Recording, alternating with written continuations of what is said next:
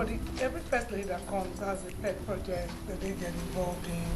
And first, I'd like to know what your pet project is. But I'd also like to take it a little bit further.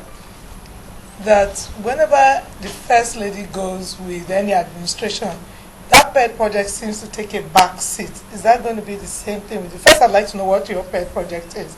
I think I have a fair idea what it is, but I'd like the rest of Nigeria to also know where your passions lie. And then what would happen to other pet projects that have been started by other first ladies before you? There have been quite a few before you, and they've all had one thing or the other to do. Under which umbrella would you now put all of those pet projects?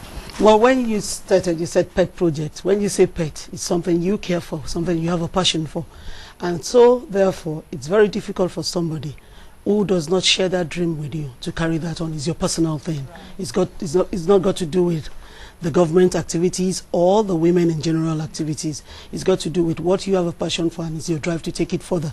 So most times when we have projects, and being the first lady, what you should try to do is have projects that you can carry on. It should be like a foundation.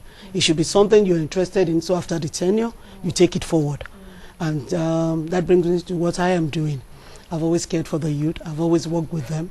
And that's why I think those things that we lack now, grooming them properly, having to speak to them well, and the mannerism, attitude, things have changed. We have just lost the core values.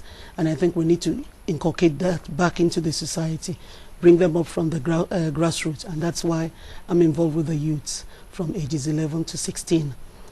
Try to fill in that gap. School and the parents, we are also too busy searching for financial means, searching for how to balance the home, taking care of daily bread, So we really don't, the children are missing out. The opportunities we had, that our parents were there, either mom was there or father was there, they don't have it anymore.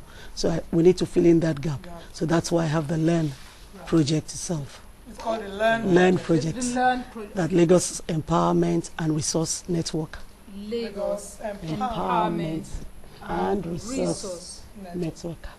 Oh, fantastic. I mean, this will come from your background, of course, of years in the British Council. You have that education background, interest in education. How will this work?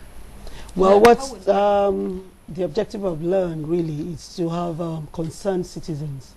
And that's why we use volunteers. We're not paying for anybody to come and do it, but we'll give you some kind of subsistence to cover your transport and all.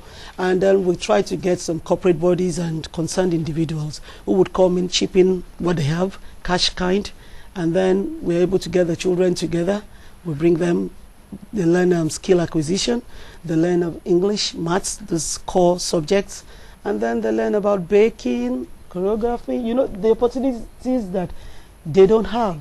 And for the just concluded summer school that we had, it was a good thing. We had a mixture. We had both children from public school as well as private school. They were able to fuse, and they learned a lot from one another. And we tried to inculcate into them as well, religious tolerance. So they could pray both as Christians and as Muslims and tolerate one another.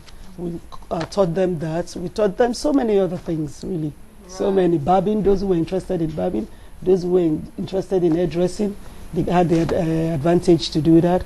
And so many other things. So many other things. Is this going to be a form of centers? Or yes. Is it going to be a form of centers? Or it's just, anywhere, Really, the whole idea of it is for it to be an after-school thing. But because we were speaking grammar and all that, and I thought, let's put this grammar into practice. Yes. Let's run off a summer school and see what we want to go into and have the feel. Let's know what the children themselves want.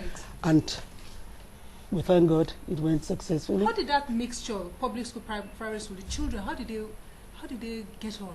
Of course, the children from the private school felt that they were the elitists and all that, but we were able to manage them. We were able to manage them. We were able to manage them, and what we tried to do as well was have them in groups, ages. Right. So it's not that JSS 1 or JSS 2 or fuse them up 11 to 13. This is what you should know. This is what you should. This is what is expected of you, and things like that. So it worked out very well. And after the experience, what have you decided to move on from there with? We're actually meant to have started the after school. We have given out forms to them, and what we are looking at now, because some of them would not, some have gone back to the school, some are boarders, so they've gone back to school. But those that are at home, what we're saying is that if we have to take, if we say we don't want the children hawking, we want to take them off the road, you must keep them busy. So that's what we're trying to do, and we should start before the end of this month, the after school program, get volunteers who will come in to take them. But then we will be teaching them something academic as well as recreation. Because during the summer school, most of them had the opportunity to learn how to play the Monopoly, Scrabble, and all that, you know, things that they would naturally not know how to do it. And, you know, they were so interested how to make sandwiches, club sandwiches. It was like magic to them that this is how you do this thing and all that. So we thank God.